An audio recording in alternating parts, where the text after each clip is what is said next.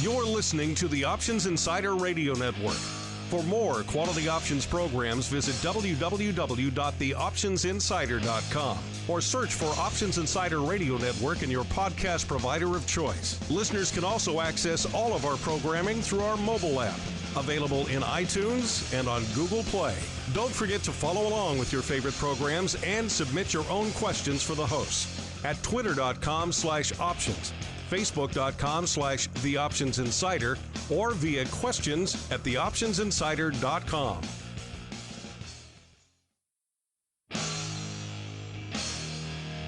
And now, it's time for the show that breaks down the options market. From unusual activity alerts to market updates and trading strategies. If it involves puts and calls, then our all-star panel will break it down.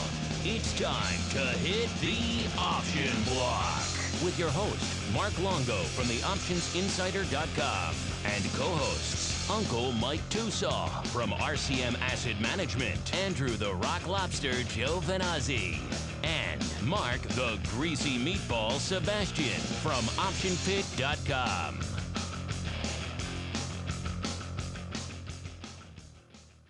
All right, everybody, welcome back to the Option Block, everyone's favorite bi-weekly source for all things options related. My name is Mark Longo, coming to you live from the Options Insider Studios here in scenic and sunny Chicago. Well, at least live to tape, live as we hear it, and maybe someday we'll get you guys in here, live studio audience as well. But for now, you're all listening on the old on-demand version, wherever you find this fine program, including, of course, our website, the mothership, the flagship from whence all of our content flows, theoptionsinsider.com. Surf on over there, click on the Insider Radio Network tab, and you're pretty much good to go. All the programs pop up there. You can download and stream till your heart's content. Of course, you can also find us iTunes, TuneIn, Stitcher, pretty much wherever you find your favorite podcast programs. We are available there, including via our mobile app, available for iOS, Android, and indeed,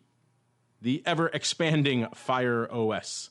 And joining me on the old program today, starting off with the man beaming in from scenic and lovely St. Charles, Illinois. You know him, you love him as Uncle Mike Tusaw from RCM Wealth Advisors. Uncle Mike, welcome back to the program, sir. Always happy to be here on a Monday and on a Thursday, typically. Yes, not Fridays usually, but sometimes, who knows? Maybe we'll change things up just to play with the audience a little bit. And also joining us on this historic day is the Rock Lobster himself, beaming in from the hinterlands of Maine, Mr. Andrew Giovinazzi. Andrew, welcome back to the old Option Block program, sir. Hey, it is well, it's quite a day. That's Thanks for having me. That's one way to put it. I think we have quite a bit to chat about today. So without further ado, let's get started. Let's dive right on into the trading block. It's time to break down the latest topics, trades, and trends in the world of options. It's time for the Trading Block. All I'm going to say here is I go away for a week, 1 week, and you guys managed to break my market in the whole time that I'm gone. What? I can't leave the show anymore. What happened? What'd you guys do? If you're a real option trader, this should be an opportunity for you. Bulls make money, bears make money. Come on, Mark. Okay, fine. Have it your way. Ever optimistic, ever options-centric guy who likes vol and trading and all that fun stuff. What fun is that? If you don't know, listeners, you've been under a rock. We are recording this indeed on Monday, August 24th. 2 days after that historic day, August 22nd, but also a historic day today in and of itself. A historic, terrifying, head-scratching, maybe a little bit of all of the above. Call it what you will, but it was record-setting by pretty much by every metric you could look at, you could think of. It was also a bit of a turbulent one, a terrifying one, all kind of combined. Pretty much a sea of red across the board today. Most of the major indices closing, here we are right around closing time, closing off. The S&P leading the charge to the downside, off about 3%. The Dow off 2.5% or so, and the Qs also off about 2.5%. But that doesn't tell the whole story. No, not by a long shot. In fact, at one point this morning, the Dow was off over 1,000 points. So you're talking closing in on that 10% level intraday, which is just a terrifying number. Essentially, the highest single day point drop in Dow history. I remember being down on the floor for some of those crazier, many hundred handle days in the Dow, and of course the S&P moving as well. But no one's ever seen a 1,000-point day. So that was certainly a bit of a head scratcher, a bit of a terrifying one. Of course, market selling off, the VIX Cash going into overdrive. In fact, I was looking at my screens this morning, and I was like, wow, I thought there was something wrong with my vendor, that they had their VIX feed was down. Turns out there was just something wrong with VIX itself. As you might imagine, a day like today, the market's in free fall. No one really out there really wants to step in front of that train, step in front of that, catch that fallen knife. So the market's a little bit wide. That made it kind of hard to disseminate a VIX Cash. So actually, for a while there this morning, about half an hour or so, VIX Cash was just blank. It didn't update at all. So if you were watching it like I was this morning, right around 9:30 a.m., you pretty much saw a big blank unched from Friday, which I think anyone could intuit wasn't exactly correct. As the day went on, of course, it spiked to the north over the 50 handle today, up to about 53 and a quarter, right around 10 a.m. this morning, settling off a bit off that high. That, of course, that level was in, talking percents of percents, I'm glad Mark is in here, a 90% jump. That was the highest level it's hit since January of 2009. So more records being set there as we are talking, as the day is winding down to its inevitable conclusion.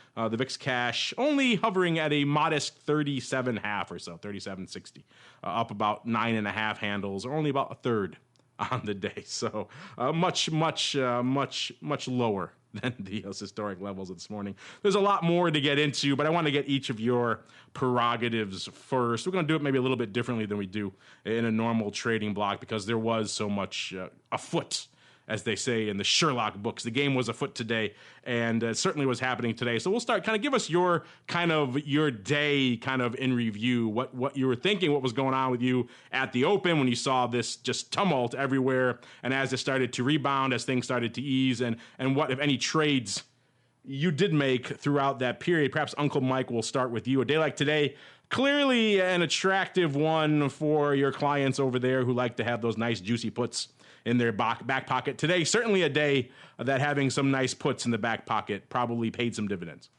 Yeah, it's one where you always wonder in things is that for the clients that are hedged, I always tell them, you're never going to not lose any money. Obviously, there's always going to be some risk somewhere, but it's always nerve-wracking to see a Dow move 1,000 points. It's always nerve-wracking to see what we saw this morning with the S&P futures at minus 100 a few minutes before the open. But in reality, when I just parse it all out, as always, it's just, this is what the hedge are supposed to do. And did we lose absolutely no money today? No, not at all. But with that being said, I really was resting easy today. The BBI is definitely back up to record levels today. I'm going to have some kidney issues, I'm sure, after today. But what I was doing the whole day with the BBI is trying to plan my re-entrance into the market.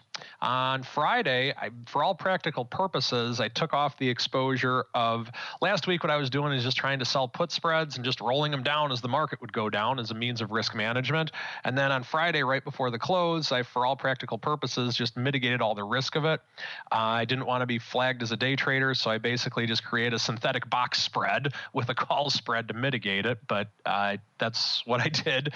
And today, a couple of interesting things that I saw from the market in and of itself. We're below the lows of the year. We did that on Friday, but we actually came pretty close to the spiked low in last October. If you look at, for those of you home gamers out there, if you're looking at your chart on October 15th of last year, we actually had a low of the day at 181.92 on SPY. Today, we went down to 182.40. So we didn't quite get to that low, but we did come close to it. where I'm at right now is that I am itching to get back into this market in some way, shape, or form.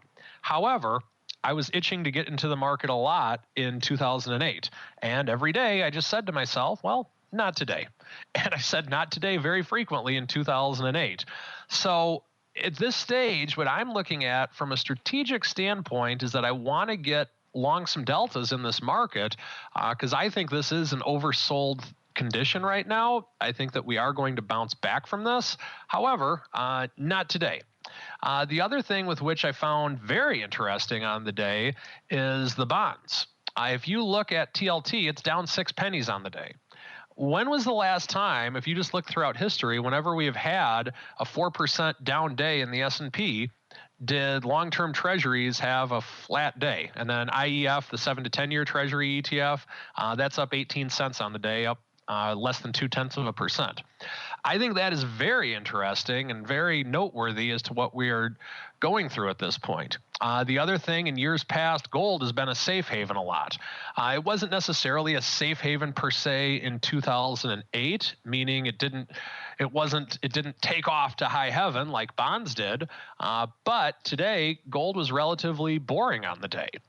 The other thing of note today, Apple I know I have to say the word Apple just so we can get this on all of our Google searches to help our show's ratings, of course. But Apple actually went down to $92 a share today. This is getting close to the point to where I might start getting back into Apple again, not necessarily because of the fact that I think there's going to be some great innovation, but I think Apple could be a good wheel type stock because at these levels, this might not be a bad time to start selling some premium in the stock. But I want to go back to what I said at the beginning of my segment here on the trading block, not today, and very likely not tomorrow either. I'm perfectly fine waiting until we come back a little bit, till we get a little bit of stabilization before I get back into the market with my money, my clients' money. And I think that's the wise way with which to go right now. Other things with the VIX, I'll let Andrew talk a little bit on that, but what I thought was just very interesting on the day is just seeing a VIX above 50. I mean, that was something to see, quite honestly. I'm looking forward to hearing how Andrew analyzes the VIX on the day today, but a 50 VIX, that is something huge. And right now, I'm just looking at the closing quotes with where the VIX around 40. I remember back in 2008, right before the big crashes happened, a lot of people were saying, well, the VIX this high, I mean, the VIX isn't going to go any higher. How can it possibly go any higher? I remember being at a seminar and almost missing my plane because of just hearing people wanting to ask questions and talk about how they could short the VIX back then. And right now, we're above that level at this point. Now, granted, we all know the story of what happened in 2008 when the VIX went above the 80 level. But this is a fascinating market, to say the least, folks, and I would highly recommend treading cautiously. I know that's shocking advice in a marketplace like this, but nonetheless, it's very valid advice. I think we would all agree. And I'm looking forward to hearing what Andrew has to say about the VIX. Well, there's a lot of things you touched on there that I want to dive into, but the Rock Lobster has been waiting patiently in the wings. I know he probably has a lot to add. So, Mr. Rock Lobster, take us through your day today, starting off with, of course, the massive tumult at the open, the massive plunge, and then, of course, the corresponding, well, not right away, once they got it fixed, with the corresponding spike in the VIX, and pretty much the day that was for the Rock Lobster today. Well, I spent the early part of the day just trying to get fills. I had some, like, little back spready type positions. I just wanted to dump the puts that I owned. So you like the hell with the clients. I'm filling my stuff, baby. Get me filled. Well, the thing, it's like our stuff in our strategy letter, the stuff that we look at like that, because we have, we got a few more things going on now. But Mark and I had talked about those as we make an announcement soon about that kind of stuff. But as far as the clients, so the stuff we had for strategy letter stuff, it was already kind of, we were long VIX butterflies, 2 different sets. So, those were doing okay. We had some short gamma positions, but they were kind of truncated. So you could only lose a little bit on them. And they ended up being okay for today. And then the VIX stuff kind of took off. So there wasn't much from the position management stuff. So, and the note I sent out is like, if you own puts, want to try to sell them.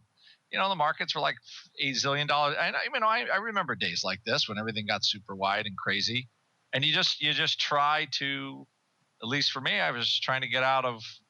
I wanted to just capture profits basically, and then I waited around to try to sell some vol today, and I didn't sell any because when the rule is to, at least in my mind, when you're $20, let's see what the total backwardation was by the end of the day.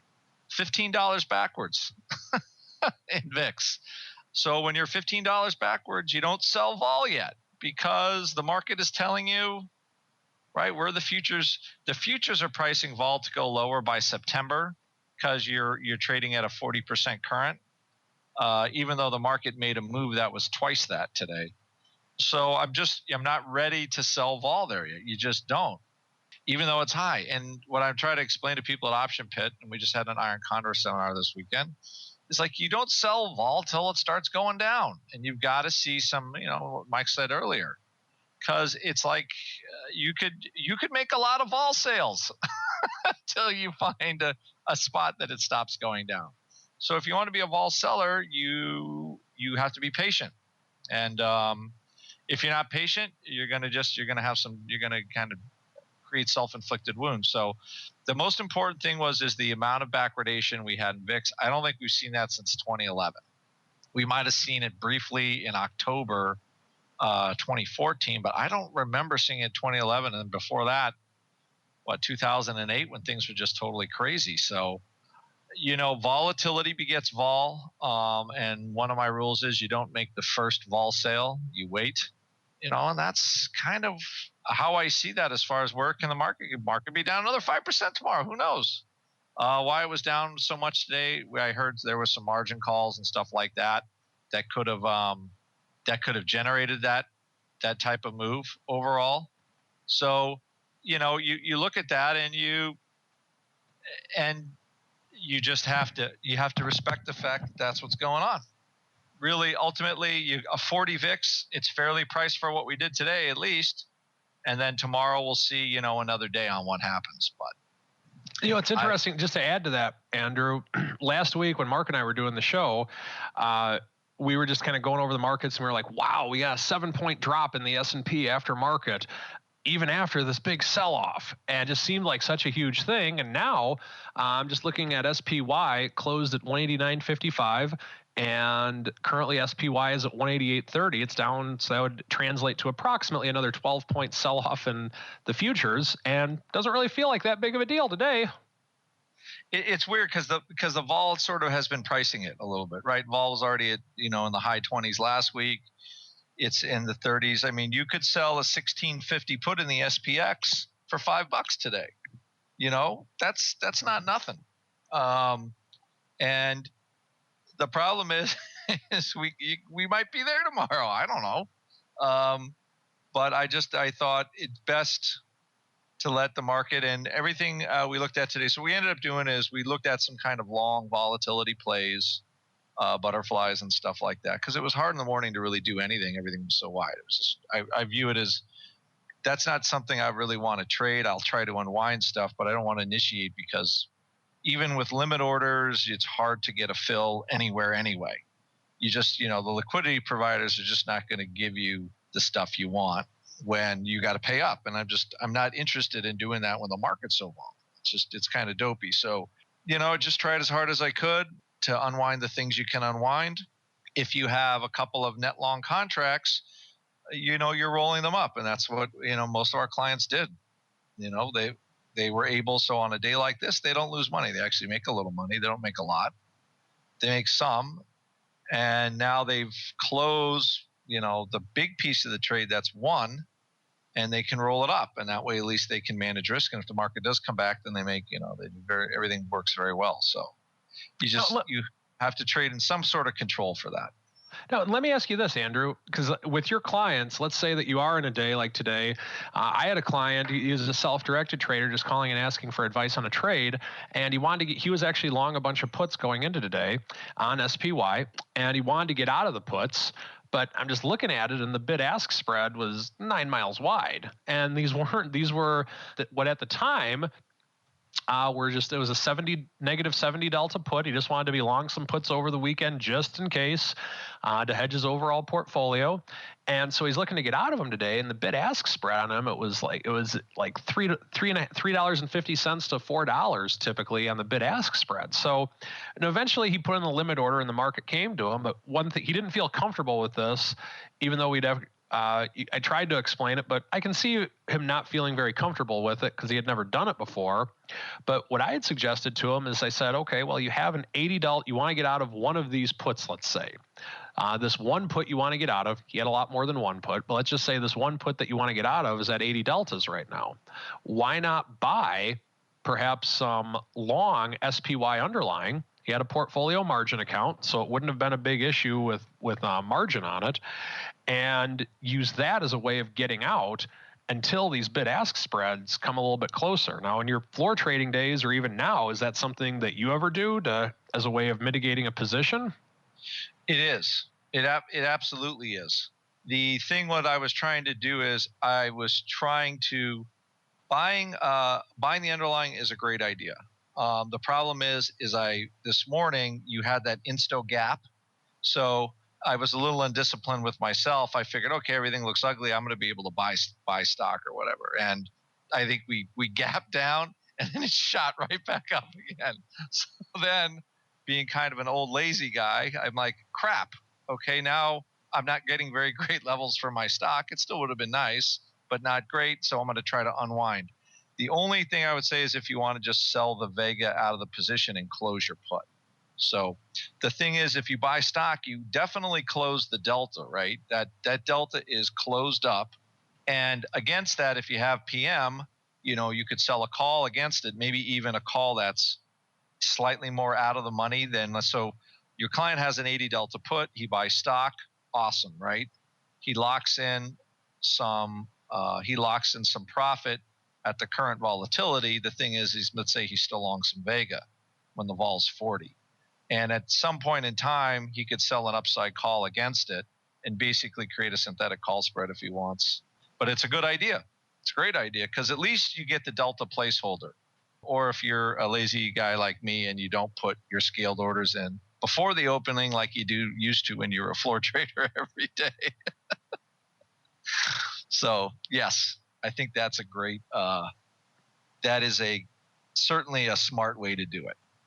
Delta neutral, hey, and if it rallies, you get some nice long deltas, and everyone's happy at the end of the day. That's always our escape valve for days like this on the floor, because usually, not always, but usually the underlying could sometimes be a little bit more reliable than the options markets have made upon them. I'm sure you had some flashbacks today, Mr. Rock Lobster. I certainly did as well, of those heady days of crazy sell-offs in the SPX or wherever pits you were in, where you're just 40 handles wide, and then if you get hit, the customers will hit you just to get their risk off, and then you're heading to arbitration eventually down the road, and that happened many, many times. I could certainly commiserate with those guys who weren't too quick to make a VIX market this morning. It was a bit of a crazy day out there. There's so much to unpack in here in today's data. Maybe we'll start there in VIX land, is looking at it from a historical perspective. Some good data coming out of the SIBO today on just the end of last week alone in terms of the biggest percentage. And again, we talk about percents of percents. We have fun with that here on the show. But looking at the biggest percentage moves for the VIX in one calendar week, last week, ending the 21st, was indeed the biggest in VIX history, up 118.5%. Again, that's kind of, the deck was a little bit stacked in the current VIX's favor right now because we were trading at relatively low level, so it's easy for that to double as opposed to a VIX in the 20s or 30s where, much smaller percentage moves are going to happen. Followed by the week of May 7th of 2010 with an 85.7% move, 118.5% this past week, by the way. Then December 12th of 2014, a recent one, with a 78% up move. And the 2nd of March 2007, about 76% up move. And October 10th, 2008. I bet you guys have thought October 2008 would be a little bit higher on the list, but nope, only comes in at a paltry number 5 with a 55% up move. Looking at the down days as well, the number 1 down day in the VIX, again showing how VIX is a little bit biased to the upside, a complaint people always have on this one. The biggest down move being the 4th of January 2013 with about a 39% sell-off. And then 24th of August 2007, about 31%. July 17th of this year, 2015, with a 29%. Remember, we talked about that on this program as well as Vol Views recently. A relatively historic down day out there from a vol perspective. Then going all back to the early abstract index days, 15th of March 1991 with a 28.5% roughly sell-off, and then October 24th of 2014, another recent one with a nearly 27% down move on the day. And looking at the volumes coming out of there, VIX futures 617,000 contracts on Friday alone. Looking at the options, 1.6 million contracts last Friday. That compares to about 1.776 million today, so nearly 1.8 million. Not a record day, surprisingly. You might think a day like today would translate into record VIX volume. Certainly very heavy. Very, very heavy VIX volume, but it seems like it needs our old 1x2 swap friend or someone else to come in, one of these big whales, to really come in and tick it over the 2 million level, which starts getting into the historic volume levels. We also saw volumes last week of about 1.1 million on Monday being the 17th, the other leading volume day of the week, turning the tail to the index.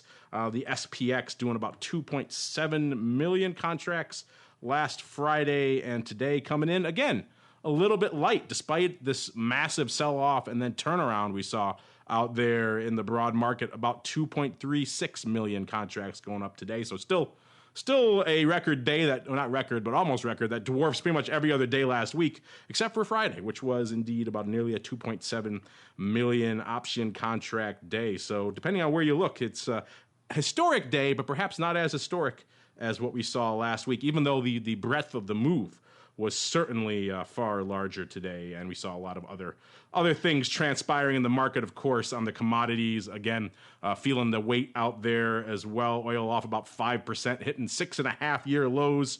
Other commodities out there, the metals, the shiny stuff and not so shiny, copper and aluminum, or as our British friends say, aluminium, hitting lowest levels since 2009 out there. And Uncle Mike referred earlier to the fruit company out there.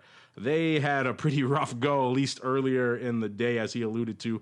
You know, Uncle Mike, we were joking before, just last week, just joking about 2 weeks ago, because that's the last time I was on the show, about you going out there and just willy-nilly selling a 105 put. It seemed so ridiculous at the time. It was so far out of the money. And if you had done that, you would have been about 13 handles in the money today at the lowest point of the downward spiral out there in Apple. Of course, hitting a low of 92 before apparently all the bulls getting back out there and realizing maybe they had overdone it a little bit, selling it pretty much almost through the level, close to the level of the split, and deciding to rally it back all the way up to close a little bit north of 103 today. So again, about an 11 handle rally there, and actually a little bit higher at one point intraday. So this was dramatic stuff going out there. Pretty much no matter where you looked out there across the board. Apple, of course, said at 16% just in the past week. It's off 23%, at least at that point, from the April 28th high, actually, out there. And if you hit the 92 level, it probably is even much lower than that. Of course, the turnaround at Apple is kind of what seemed to spark the turnaround in the broad market. You know, they drew that line at about 92 even, I believe, and said this far, no farther here in Apple. And once they drew that line there, the rest of the market seemed to kind of get its wits about itself again and turn around again. And people, at least for the moment, seemed not as reticent to hit the buy button. Again, if you were trying to hit that buy button today, it was a difficult prospect, as Andrew and Mike both alluded to. If you were working some orders out there, you were probably some of the ones who were impacted by the outages at several large brokerage firms. Scott Trade was one of the ones. They're not so options-centric, so a lot of our listeners probably not big Scottrade users unless you're out there swinging a lot of equity, in which case you may be a Scottrade user. Probably more relevant for our audience here would be TD Ameritrade. They reported a lot of issues this morning as well. They kind of refer to it as latency, using that term, but it seemed like a lot of people were having problems just getting onto the platform and executing trades to the point where they had to put up a toll-free phone number and a special website address to execute their trade. So on top of the markets being super wide, just not even being able to get on to your brokerage platform. And again, these were sporadic outages. Not everyone was unable to access the platform, but certainly a significant percentage. It seemed like of those 6.6 million client accounts, 702 billion in assets, had some issues accessing the TD Ameritrade site today. So if you were one of those people, I feel your pain. It's certainly a frustrating thing. You're paying for brokers for a day like today. That's why you have them. That's why you're paying those heavy commissions, so they can be up and rocking and rolling on a day like today. And so far, at least, not exactly giving the level of service that you may expect. And there's one other thing, talking about making it hard to get in on the market. We also saw news coming out of NYSE saying that they were about to halt, getting ready on the trigger there to halt the S&P if it hit by 7%. It flirted. It was getting so perilously close to that level where those stops will essentially kick in, and but they ended up not having to pull the trigger. I think the level they were looking for was 1832.92. They were going to halt it for 15 minutes, but that ended up not happening. And then, of course, they have a 20% stop in there as well to 1576. Of course, if that hit, then that would have been a serious tale of terror to come in the marketplace. But looking back really quickly, Uncle Mike, I was joking with you earlier about the 105 puts, but still interesting stuff. Certainly at today's levels. When you mentioned it earlier, you kind of referred to it. When you were flirting with the 92 level, I think you said you had thought about getting back in. What perhaps was going through your mind when you were flirting with that 92 level? First off, I'm sure you were saying, "Wow, thank God I didn't listen to Mark and just jokingly write that 105 put." But also, what else was going through your mind when you were really hitting the bottom of the barrel there in Apple today? Well, I think the other thing that needs to be mentioned about that is that for a while, not only Apple, but a lot of the banks, JP Morgan, for example, was down 20%, I believe, at some point during the day. And I think what was happening right at the open is that there was just such a flood of sell orders that's what drove everything down. And I don't think that a lot of the buy orders were there right away to create, for lack of a better term, the equilibrium along those lines. And so I think that, and there was a lot of stocks that didn't even open right on time or right away this morning as well. Combine that with the wide bid-ask spreads on the options, and I don't want to say that the first 5 minutes of the trading day today was a farce by any means, but when you have crazy number movement like today, it's one where you can't always rely on exactly what's happening when you have that much of a drop that quickly. The fact that a lot of stocks hadn't even opened yet, I think also kind of hurt things a little bit in the early moments of the day. And just for all you listeners out there, when we have markets like this, it's difficult to get filled. And today, I've said this before on the show, and I'll say it again because maybe the point will be taken a little bit more on the show. During the flash crash, we had a client at the time who was trying to get a market order filled on RUT. Now, this is back when we were clearing through Brokers Express, the sister company of Options Express, and they could not get a market order filled on a pretty close to the money option on RUT. And I remember watching a market order sit, and it sat for about maybe 15 minutes on a market order. And the client calls back, and then this is when the market had already come back a little bit. And so he's like, just out of curiosity, did that market order by chance not fill? And I said, no, it didn't. He said, cancel it right now. So I canceled it. And so that saved the client 50 grand in terms of how he was trying to do it. So you aren't necessarily going to get the exact fill you need at the right time. And I know we talk about this when the market's fairly calm and boring, we sound like Chicken Little, the sky is falling, the sky is falling. But on a day like today, stuff like this is very real. And I believe that Apple was a big part of that, in that I'm not convinced that all the orders were there and being accounted for Apple to be down that much right on the open. I totally agree with Mr. Tusaw. Like, it's a whole, sometimes the market mechanics overwhelm everything else. And that's why you have to be careful placing orders overall. But that was very nice. Nicely done, Mr. Tusaw. But yes, a lack of the order flow, or the order flows getting hold up, is a major, is a definite problem. So there you go. Like, people like me not putting your orders in pre-market. Just because you're old and lazy, that's all, Andrew. No knock against you. I looked at it and I go, really? Are we down that much? So it's like it wasn't even dawning on me for some reason to put orders way below. You had a CNBC anchor moment. You said, "Wait a minute, let me make some calls before I put this order in." I mean, it's still like, at least I got some good prices for stuff, but I mean, I think you could have got Twitter for like $21 or 21 and a half. Just people were like letting it all go like crazy. Like, oh my God. So I didn't get that near that good of prices on the puts that I sold. So that's just what it is. Whatever.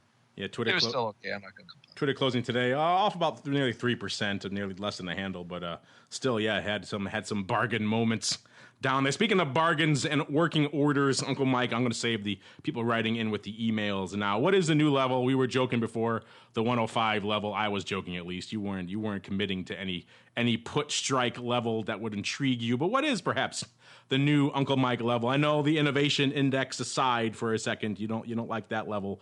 But the overall valuation level, would you say perhaps is it somewhere around where we bounced today? Maybe the 90 handle? Maybe you're talking much lower, back around split levels, maybe around 75 handle or 70 handle. Where is the new Uncle Mike? I will write that put level. Well, I have to be honest, this one took me by surprise with Apple going down to the 92 level so much today. I don't know, but I'll say this. If we're in the low 90s and we're in the low 90s in a more stable environment, meaning we don't just go down there in 2 minutes, I would consider writing a put at the 90 level. Even though the innovation index is way down and the BBI is way up, I guess I would need the BBI to come down a little bit to make up for the innovation index being down as it is right now. Yes, when those two indices cross, that's where Uncle Mike likes to get in. Speaking of the death cross, yes, the BBI and the Apple Innovation Index. Speaking of crossing levels and technicals, we don't talk about them that much, but allow me to quote from the much ballyhooed RCM Strategic Night portfolio update. They talk about a lot of technical levels that were hit in the market today. Of course, you can read this if you're an RCM client or if you just surf over to their website and subscribe for it. And of course, they were talking about earlier in the newsletter about how the Dow, of course, off about 1,000 points, and et cetera, things we've already hit on. But of course, if you're a technically minded folks, people are talking a lot about, the correction has started. Actually, according to the RCM folks and a lot of technical folks out there, a stealth correction has been taking place in the Dow, at least, been correcting since mid-May, and by July, the Dow had slipped below its 200-day moving average. Other Dow indices like the transportation average, etc., has been correcting since much longer, since November of 2014. And of course, last Wednesday in particular, the S&P fell through its 50-day moving average. By Thursday, it was through the 200-day moving average. By Friday, it was in free fall, and again today, certainly in free fall. So if you're looking at a lot of those indicators, look no farther than perhaps the RCM Strategic Night portfolio. That newsletter, always part of my reading today. Oh, Mr. Rocklobster, I see you're chiming in on the Apple conversation. What is your put strike level, sir? I thought that 75 put strike was starting to look interesting. There was like 1,600 on the S&P 500. There was 75 in Apple. I mean, there was a bid for these things. So generally, I only like to sell puts where I'm not going to have to take the stock, even though I might have to take the stock. But I still would prefer to sell puts that I don't have to take the stock. You could sell a SEP 75 put for almost $1. But as Tusaw said, you got margin. There's cost involved in that. There's opportunity cost. You could sell like out of money put spreads in there, I think, for pretty low prices as well, and maybe do a few more of them, maybe like 75, 65 in SEP. you'll probably, if you sold them on a day like today, you'll probably get a scare. You will undoubtedly you'll they will probably be worth more than what you sold them for at some point. But that's certainly a good level, right? I mean, I guess at that point, what's Apple worth? That would almost be 50% off its highs. So that was seven. So back to $350 billion or $400 billion as a company, net of cash. I mean, it's not valuing the income very much. So that probably isn't a bad place to, if you're going to have that line in the sand, right around the set. You could sell the 75-65 put spreads probably for 50 cents. Maybe tomorrow you can get a little better price for them. I wouldn't mind letting some of those go tomorrow. I think I'll be a little more focused on the market falling apart. Yeah, it's kind of hard in the cacophony of the day to really go in there and start picking your strikes. But you're right. I was kind of joking before about 75 puts, but that had indeed attracted my eye as well. Still an 85-cent bid going out there today, and for all of those people who like to play a little bit closer, they want at least a buck for their puts. Well, then the 80 puts, the 80 puts are $1.15, $1.16 bid out there. Maybe you can get them for $1.20 if you work your stuff a little bit. So there are some attractive levels, and you're right. At that point, you're almost pretty much getting it for the price of their cash hoard that they're sitting on. So there are worse levels. Listeners, I know you guys have all sorts of crazy levels you want to get to as well. So write in, let us know what you're thinking. You all trade Apple, I know it from seeing the email. So let us know where you're thinking. Where are you going to write those juicy Apple puts, or perhaps your iron condors or your iron flies or your verticals or whatever the case may be. Let us know what you're up to. Not just an Apple. I know a lot of you trade Apple, but wherever you like to work your orders, and maybe you have some ideas floating around out there that were sparked by today's activity. Let us know. Of course, that 75 strike, Mr. Rock Lobster, the puts. It seems we're not the only ones out there that have some interest. I'm looking at it right now. 74,000 of those things traded today. That's what I thought. I'm like, somebody's thinking what I'm thinking. 74,000. That's orders of magnitude 10x what the next two strikes around it traded today. Yeah, that's got the smack foo all over it. Wow. Like, okay, Apple's going to trade. And the thing is, you sell those puts, and again, if you have a flash crash, you're going to eat the mark. Okay, it's going to leave a bad grease print on your back. That's why I like to sell put spreads or something like that.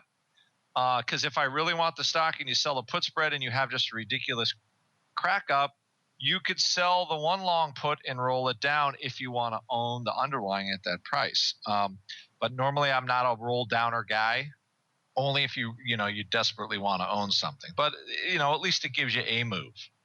But is it going to trade 75? I don't know. Probably not. But it feels like because VIX is so high, we'll probably get one other scare. Or as far as one other pretty solid sell-off, or maybe not. Maybe this is it. Maybe everybody just looks like, oh my gosh. But I feel mostly that the market has somehow we turned a corner last week where the Fed can't do anything else, right? They have no more bullets left in their gun, right? They're raising rates. All they're doing is we're not raising or raising. That's it, right? All the other. Like the Chinese have been trying to orchestrate their 7% growth. Well, good luck with that. There's nothing they can do at this point except for reforming their system. And the only thing we can do is, we have to reform ours as well. As far as, a little less government spending, a little more pro-business policies, couple tax cuts, whatever. Stuff to make the market go up. And there's no more all that Fed easy money that fueled the rally. It's all. I think the market's now saying that is done. Of course, that's just one pundit's opinion. That's what this show is. It's all about pundit opinions. I have the Fed funds rates here, too, to see. But I want to dig in really quickly. While you were chatting, I was trying to get more data on just exactly one up here on this strike. I think the market has collectively agreed that the 75 handle is the place to be out here in Apple. I'm just trying to parse through, as you might imagine, listeners, a lot of time and sales data on this strike. I'm just trying to sort through a little bit, see if I can pull up some of the big trades looks like a lot of selling out there, as you might imagine. Not too many bids for these things. 5,300 lot went up for $1.14. 2,500 went up for about 90 cents. About 4,700 for $1.05. So they did flirt over $1 fairly for quite a while. 1,100 at $1.26. Yeah, the lion's share of these going up. Paper selling 3,500 on a sweep. Paper selling for $1. So yeah, it looks like 8,500 here went up 42 cents. I'm going to hope that's where the stock was 107. So that was this morning. So hopefully our friend there was buying. I don't have, that was a Auto X there. Either way, that print might have 9,800 at 41 cents. Let's hope our friends there were lifting some offers, in which case they had a pretty good day out there in the street. So Uncle Mike, are you convinced by all of this instant and rather quick analysis that the 75 strike is the place to strike? You know what? You're making it mighty tempting. I have to definitely take a look at it, but I can't say it's number one on my priority list at this point in time. Andrew, you raised a good point as we were chatting back and forth here on the show. People have written in before asking us, hey, do these firms use the options for stock buyback? And it certainly is an option, quote unquote, pun intended. They typically will come in the underlying, but they could perhaps be drawing a line in that sand with the company, the firm, as they say, coming in and taking out some of those puts, because that 75 level, not that far from the post-split price, probably an attractive level for the company to want to come in and pick some of those up. And again, not exactly a terrifying strike, being it so close to the split price and also so close to their almost cash value. Also, 3,500 of the SEP 140s went up today, if you're curious, listeners out there. So a lot of craziness going on. As you guys can tell, it was a crazy day, listeners. So we're kind of throwing the format out the window a little bit. There are so many different things we wanted to hit on today with so much value. It seemed almost silly to profile a couple of different unusual activity trades, or even Uncle Mike's strategy block. We can always save that for Thursday because there was indeed so much cooking out there today. Also, some interesting stats, Mr. Rock Lobster. We can certainly get into this more on vol views this week, but it is so timely now. I kind of want to get into it. We've been talking about, of course, what's been cooking with the introduction of the weekly VIX futures. This is certainly a time when a product like that is just ideally suited when the monthlies aren't capturing the breadth of the move. I have some data, again, going back to the end of last week, so it doesn't incorporate today's move, unfortunately, but I was able to pull this up, looking at just how much more bang for your buck you're getting percentage move-wise from the nearer term contracts. Again, makes sense when you think about how these contracts are structured. The weeklies expiring on this Wednesday, the 26th, futures now, they don't have the options yet. We're up about 70%. This is going into end of last week on Friday, while the old standard monthly front month VIX future, which goes out on Sep 16th, so many weeks later, only went up about 31, nearly 32%. So again, perhaps an interesting use case. I haven't had a chance to dive into the volume numbers here for the weeklies. Maybe Mr. Rock Lobster, if you had a chance to parse them, you could share that with us. But in general, I'm sure this is probably a week where you've been, and last week as well, paying a wee bit more attention to those nearer expiration, nearer dated weekly VIX futures, and probably wishing, like me, that they had some of the weekly VIX options ready to go. Yeah, don't we have those options coming up in a little bit? October. So a couple months still.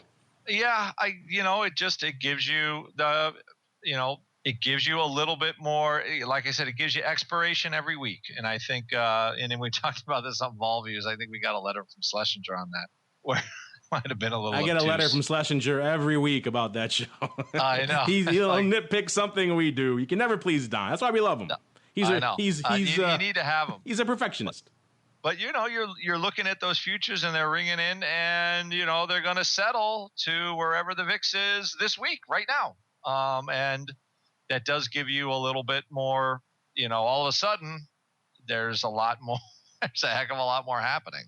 So, when you get the movement, you get the settlement. And as far as watching him, I didn't watch him really last week. I was mostly on vacation last week. Maybe that's probably why today was, an okay day. Keep me from selling too much stuff. But just watching overall, is I haven't added them to my repertoire of things I watch on a regular basis yet. Until they start until I kind of figure out how to trade them. So since that hasn't been something I've figured out quite yet, it's just mostly I look at it and just wait till let's see how long they last. But it looks like they have a much better shot than the other weeklies that they had. Yeah, I'm looking here, and it looks like at least I'm not sure what this. Oh, this is from Saturday. So this includes Friday's volume. Looks like the weekly VIX futures. I mean, here's the front month VIX future did 360,000 of that 600 some odd thousand contracts they did on Friday, whereas looks like the weeklies did about 466, 457, and 975 each respectively there, and looks like the last one on the strip did 96. So the weeklies perhaps still not lighting it up from a volume perspective, certainly not compared to the 360,000 that the front month VIX futures did. So maybe they still have a ways to go, but from a underlying or just net movement perspective, they are certainly perhaps attractive. You think that alone would attract some volume, but perhaps not so much. We'll have later this week to parse some more data, some more volume data on the VIX futures, and we'll certainly get into it more on Thursday's show as well as indeed on the volatility review. But before we close up the trading block, I can see Uncle Mike. He's just chomping at the bit. I am reticent to do this, sir, but I will toss it to you if you must to discuss your bonds. Let me just put my my earbuds on now so I can take a little nap while you do so. Bonds. All right. This is what I think is very interesting in looking at the bonds. So who was right all these years? Was it the bonds or was it the stocks? In terms of whether we're going to raise rates, whether bad things could be happening, who knows? But this is the interesting statistic that I would like to share with our audience today. In 2008, at the height of the crash of our markets, around the fall time, TLT was at a level of 123, the low 123s. TLT today is at the 126 level. We've rallied extreme amounts since that time. And my question is that why have the bonds not gone down significantly? Well, I think number one, because of the fear of the rate hike, but number two, perhaps the bonds might be telling us something, that we might be having a correction coming, and we might be in it right now. But the interest, you guys can, our audience, you guys are smart enough to figure this one out on your own and make a decision on your own on this. But the statistic with which I want to make note of is that in the height of our crash, pretty close to it, TLT was in the 120s, and it's still around the 120s. Now, granted, it went down a little bit as we came up, but nonetheless, for the relative movement that we've had in the U.S. stock market since then, it's still pretty close to where it was. There you go. That has been your Bond Minute with Uncle Mike. Not the fun secret agent. No, the actual bonds. Write in, let us know if you like more bond talk. We joke about the bonds, but we know they are relevant to at least a handful of you out there. All right, and that's going to do it for this extremely lengthy, but again, I think warranted trading block given the historic nature of the events. And now we're going to move on into a really quick around the block. It's time to take your seat on the All-Star panel as we read your emails, tweets, Facebook messages, website comments, and much more. It's time for the Mail Block. All right, everybody, welcome to Around the Block. You guys know the drill by now. This is the portion of the show where we break down what we're keeping an eye on for the rest of this week. And it probably isn't too much of a mystery what we're watching. We still are in the teeth of earnings season. We got things like Best Buy tomorrow on Tuesday. We've got Abercrombie's, a lot of the retailers coming out. Dollar General, usually I'd be making a lot of jokes about Dollar General coming out on Thursday because we know that's Uncle Mike's favorite shopping stop, as well as, of course, the Ultra Salon. Uncle Mike been known to frequent an Ultra or two in his day. But yeah, that seems like kind of just like spitting into a hurricane at this point. There's so many other things. Really, everyone is pretty much watching, as Uncle Mike alluded to. We're already seeing a bit of a downward pull here in the aftermarket there in the broad indices. So that continues. I think a lot of people will be focusing more on that than perhaps the latest numbers coming out of Abercrombie. But who knows? Perhaps something will blow the doors off us and shock us. Uncle Mike, we'll start with you. What do you keep an eye on this week, aside from the big announcement of Dollar General on Thursday? Yeah, we got some stuff we need to talk about at a later date on Dollar General, by gosh, and the deals that place has. Phenomenal. But anyway, 1820 on the S&P, that's where we went down to last fall. I think that's a very key level at this point. I think that just would like to see if we can hold that level for the time being and seeing where we are going forward. Mr. Rock Lobster, same question to you. In addition to analyzing and parsing these SEP 75 puts that I know are becoming more attractive to you as the show progresses into Apple, what else do you keep an eye on for the rest of this week, or at least for tomorrow's session? You can't really look much farther than Tuesday at this point. I have to admit, because I figure if I sell those Apple put spreads, I don't have to close any of my long vol positions. Because if I sell enough premium in the put spread to pay for my initial entry for the long vol, I can hold them a little longer. So it's extremely... let's just call it tempting at this point for tomorrow morning. Again, I don't sell vol until it goes down. So right now, while we did have some volatility did come off from VIX did come off from the high levels, the futures, I think, ended up closing close to the highs of the day. After hours are still up there. So you got to be careful. Wait, don't be early selling volatility. Even the problem is 40 volatility right now is warranted. That's all I'm going to say. It's fair. It's probably even cheap. We were talking about buying straddles on Friday in our pro chat, and those straddles would be worth a small fortune today. So it's, you have to be very, very careful when volatility is this high. Option premium is extremely high, and even an option you sell thinking it's going to be money in the bank, you could end up running yourself over with it. So, trade spreads, be careful, and wait till the vol goes down a day or two before you get in there. There'll be plenty of time, because when the vol goes down a day or two, it'll still only be 30 vol, 30 VIX. So take your time. Then you won't get that tasty 89-cent bid for those puts. You get like 76, and what fun is that? Yeah, I know exactly. I'll take the 76. I'm not, I'll give up the dime. Pigs get fed, hogs get slaughtered, as they say. And unfortunately, that's all the time we have for the Around the Block segment. It's also all the time we have for this very special episode of not Blossom, but indeed the Option Block. Crazy stuff afoot here. We love being able to sink our teeth into stuff like this. But before we go, as always, let me check back in with my cohorts here on the old All-Star panel, see what they have cooking that may interest you. We'll start with the Rock Lobster. You said you just had that Iron Condor seminar, webinar, probably pretty timely on that one. What else is coming down the pike in the land of the pit? Yeah, the whole point of one of the seminars is like, well, Andrew, would you put those trades on Monday? And I'm like, well, I just telling you in the seminar, you need vol to come in before those things become interesting. So you got to wait. And, and you had waiting is a good idea. You'll have plenty of time tomorrow. It's not like you're making a whole lot of money on it today. So as far as new stuff goes, we will have another monthly webinar coming up very soon. But again, go to optionpit.com. And if you're interested in any of our webinars, just send me a note at andrew@optionpit.com, and we'll be happy to chat about our services. Surf on over to optionpit.com to learn more. And Uncle Mike, if our listeners want to check out your services or indeed subscribe to the RCM Strategic Night newsletter and any other cool things you guys have cooking over there at RCM, where should they go? What should they do?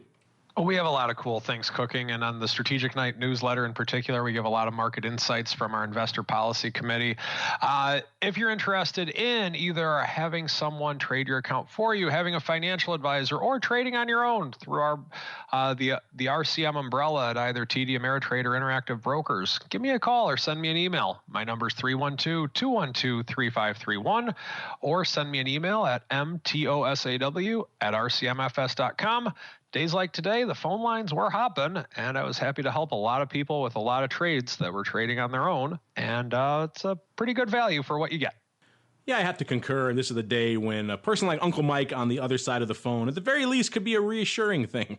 And certainly, if you need some help executing, or as our friend there needed some help getting out of those puts and perhaps using the underlying in lieu of that, a lot of good ideas Uncle Mike could throw your way. So if you've been on the fence about giving him a call or shooting him an email, maybe this will be the development that will prompt you to do so. I think you will like what Uncle Mike has to offer you. At the very least, he could be the reassuring voice on the other end of the phone. Days like today, don't discount that value. All right, on behalf of Uncle Mike and the Rock Lobster, and indeed myself, I want to thank all of you out there in the listening audience for downloading and streaming and subscribing to the show. Write in, let us know what you think of this full trading block format. I think we're going to do this more for historic days like today, as well as write in with all the other suggestions we had about different trading ideas and fun stuff on the old show today. And we'll see you next time right here on the Option Block.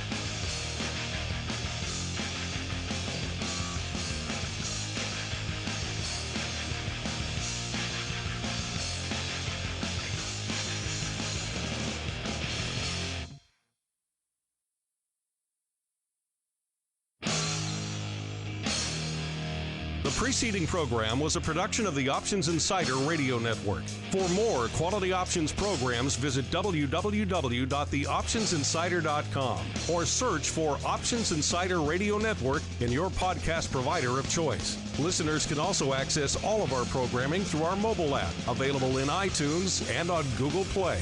Don't forget to follow along with your favorite programs and submit your own questions for the hosts at twitter.com/options, facebook.com/theoptionsinsider, or via questions at theoptionsinsider.com.